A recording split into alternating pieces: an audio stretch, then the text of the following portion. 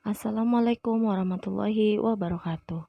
Apa kabar anak-anakku semuanya? Semoga kalian selalu dalam keadaan sehat dan kita semua selalu dalam lindungan Allah Subhanahu wa taala. Nah, bertemu lagi dengan Ibu. Kali ini kita akan melanjutkan materi kita, yaitu pelajaran Sejarah Kebudayaan Islam bab 2, bagian B, Perkembangan Pemerintahan dan Keamanan. Anak-anak boleh lihat pada bukunya halaman 31. Baik anak-anak, sebelum kita mulai pembelajaran, sebaiknya kita membaca doa terlebih dahulu. Bismillahirrahmanirrahim. Nah, setelah pada minggu lalu kita telah membahas bagian A, perkembangan, pendidikan, dan dakwah. Nah, kali ini kita akan membahas bagian B, yaitu perkembangan pemerintahan dan keamanan. Nah, nanti Ibu minta anak-anak mengulang video yang bagian A kemarin ya, biar diingat-ingat lagi materinya. B. Perkembangan pemerintahan dan keamanan. Setelah Rasulullah berada di Madinah, langkah pertama yang Rasulullah lakukan adalah membangun masjid. Setelah membangun masjid, Rasulullah di kota Madinah membangun Daulah Islamiyah atau pemerintahan Islam yang berdasarkan kepada Al-Quran. Perundang-undangannya berdasarkan Islam juga. Islam sebagai agama negara dengan pusat pemerintahannya adalah kota Madinah. Dari kota Madinah, Rasulullah mengatur atau memimpin dan memberi komando kepada sahabatnya yang dengan giat ikut membantu dalam segala hal. Nah, selama Rasulullah di Madinah, Rasulullah menerima perintah zakat, puasa, hukum-hukum pidana dan perdata, ditentukan mana yang halal dan mana yang haram.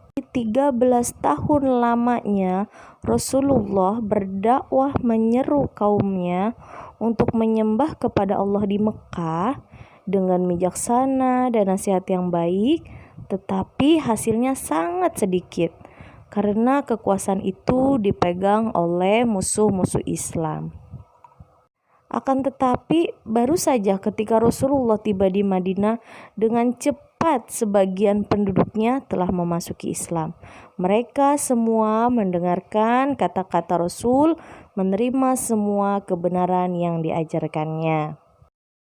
Di Madinah, Nabi Muhammad selalu mengimami mereka dalam sholat, mengatur segala persoalan kenegaraan, urusan dalam dan urusan luar, dan ketenteraan untuk menjamin keselamatan dan tata cara melaksanakan hukum-hukum Allah, meninggikan taraf kehidupan umat dan meninggikan kalimat Allah dan tidak ada sekutu baginya.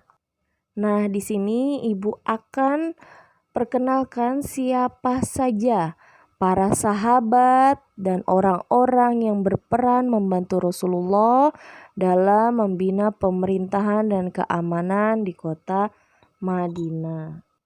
Bila Rasulullah berpergian keluar kota, Rasul selalu mengangkat seorang wakil di antara mereka yang pernah menjadi wakil.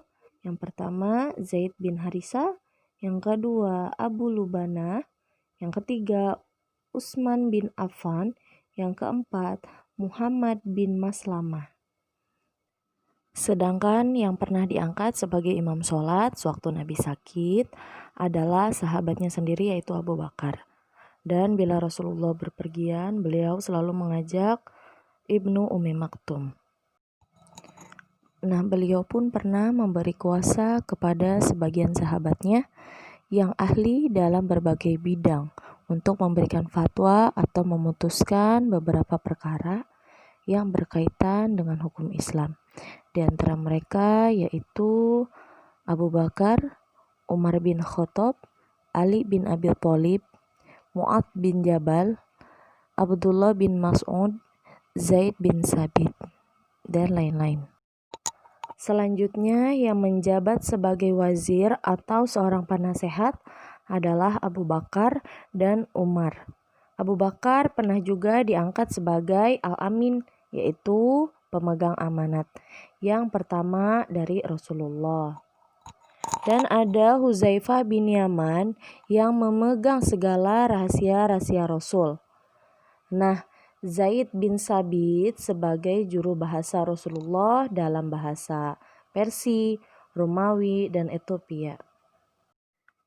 Dan penulis wahyu diantaranya yaitu ada Utsman bin Affan, Ali bin Abi Thalib, Ubay bin Abi Ka'ab, Muawiyah bin Abi Sufyan, Zaid bin Sabit, dan lain-lain.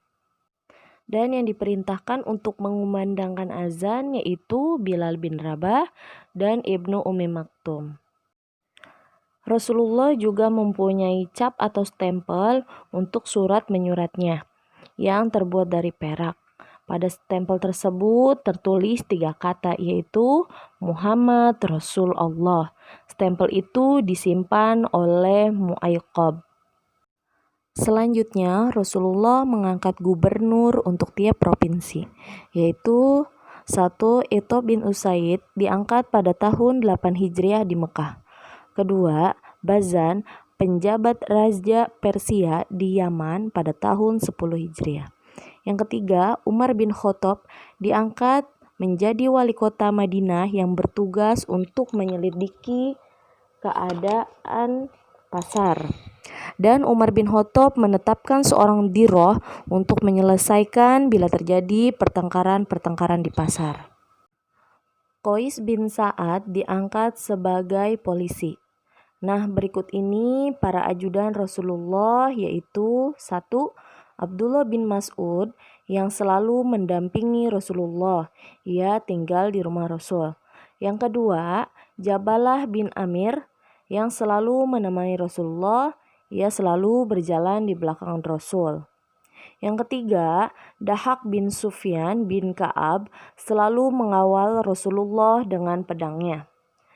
Yang keempat, Sa'ad bin Abi Waqqas, Sa'ad bin Mu'az, dan Abu Ayyub yang selalu menjaga rumah Rasul di malam hari. Yang kelima, Rabi'ah bin Ka'ab selalu menjaga pintu rumah Rasulullah untuk melayani Rasul dengan segala macam keperluan. Yang keenam, Aslam bin Syarik, khodam dalam perjalanan.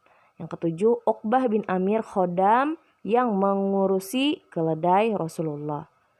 Yang kedelapan, Siraj Abul Barra yang menyalakan lampu di masjid bila waktu sholat tiba.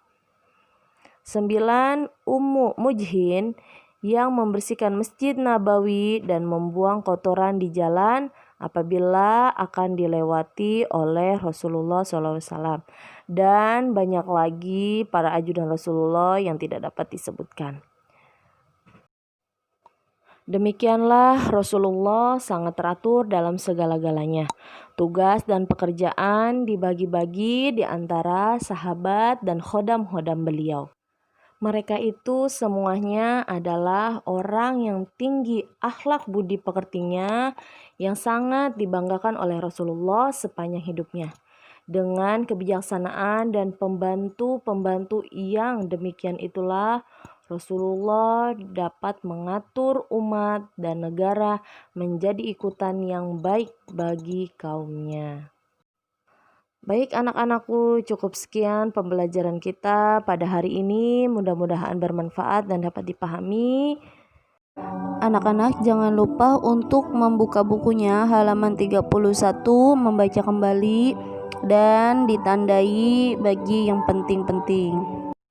Kurang lebihnya ibu mohon maaf. Kita akhiri dengan membaca hamdalah. Alhamdulillahirabbil alamin. Wassalamualaikum warahmatullahi wabarakatuh.